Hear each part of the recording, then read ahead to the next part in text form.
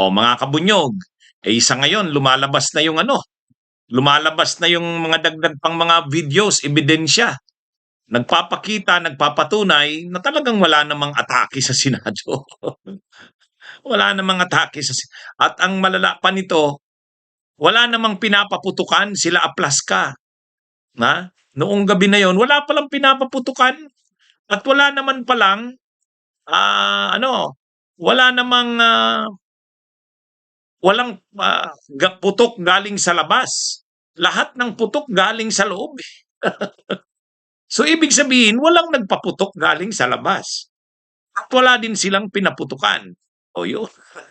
So ngayon, sa nangyaring ito mga kabunyog, yung naalala nyo nung gabi na yon, nag-live stream noon si Amy Marcos. Oh, grabe. Ang sabi ni Amy Marcos nung sagsaga noon ng gabi na yon, ano ba to? Ano na tong ginagawa ninyo sa amin? Ano nyo bang gagawin nyo sa amin? Aarestuhin nyo na ba kami? Papatayin nyo na ba ninyo kami? Ano bang nangyayari sa bansa natin? Naalala nyo yon mga kabunyog?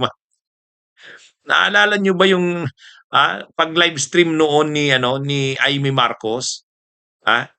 Kala mo talagang totoo na parang sila, linulusob na sila. Tapos may mga may mga birada pa si Amy Marcos, kahit yung kapatid niya binibira niya eh.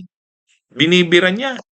Sabi ni Amy Marcos pagkatapos yung incident, umamin na daw yung nahuling NBI na talaga daw ang instruction sa kanila ay hulihin si Bato de la Rosa. Kahit pa daw anuman ang mangyari dito. Yun yung at ang utos daw ay galing kay PBBM. Ang tindi rin. Ang tindi rin ito ni Amy Marcos, talagang inaano yung kanyang kapatid. Pero ang matindi doon, yung drama ni Amy. Ang drama ni Amy noon, nakala mo under siege na talaga ang Senado na matindi na. Kakaalarma na. May mga patay-patay pa sila ng ilaw noon. Naalala nyo mga kabunyog? O ngayon, na lumalabas na yung katotohanan, dapat mag-apologize kayo sa publiko. Kung kayo ay mga dapat pagkatiwalaan na mga opisyal ng bayan, matuto kayong mag-apologize sa ginawa ninyo. Yan eh. Si Cayetano, may mga patay-patay pa ng ilaw nung, 'di ba, sa kwarto noon nila, kung saan nandun sila. Tapos nung nagla-live sila, nagla-live si Pia Cayetano, nagla-live din si lahat sila halos nagla-live. Si Pia Cayetano, si Mark Villar na dati tahimik nag-live. At ang tema nila, ang naratibo nila noon, iisa lang, na sila ay under attack, na sila ay under siege. At ano na ba ang ginagawa sa kanila?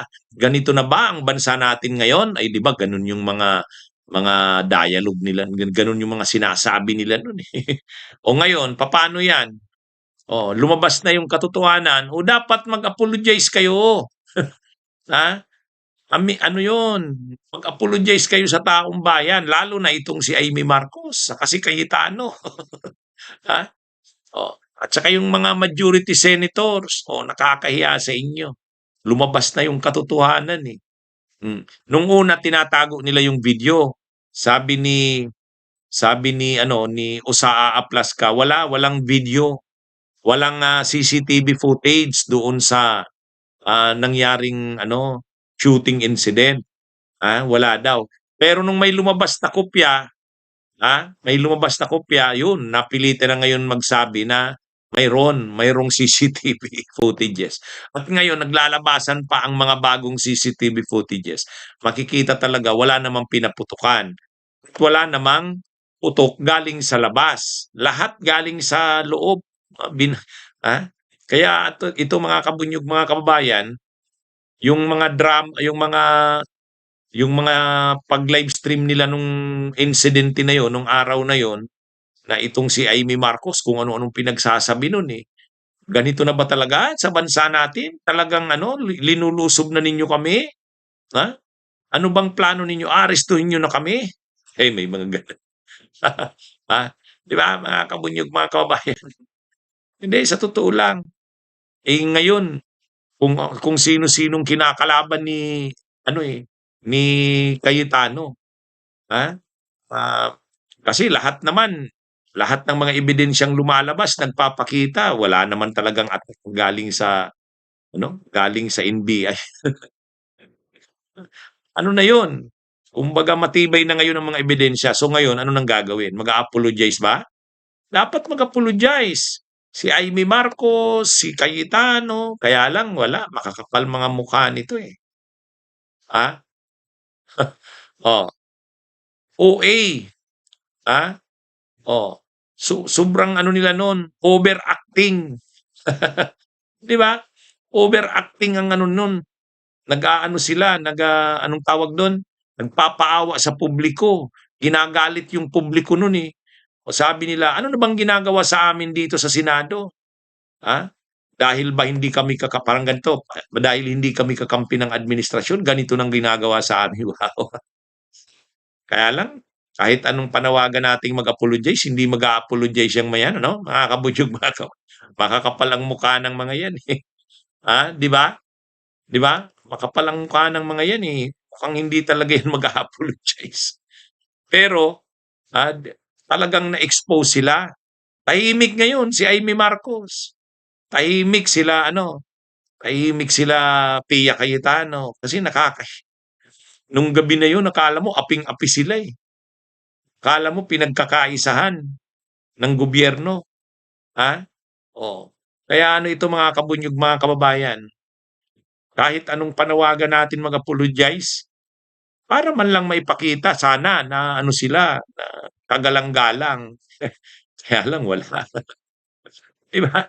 Hindi mag-a-apologize 'tong mga 'to. Makakapal ang mukha nito, eh. Ha?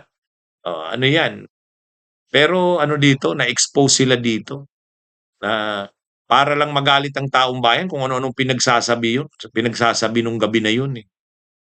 Tapos nung wala man lang sa kanilang nag-message daw ng mga senador ng minorya para kumustahin sila.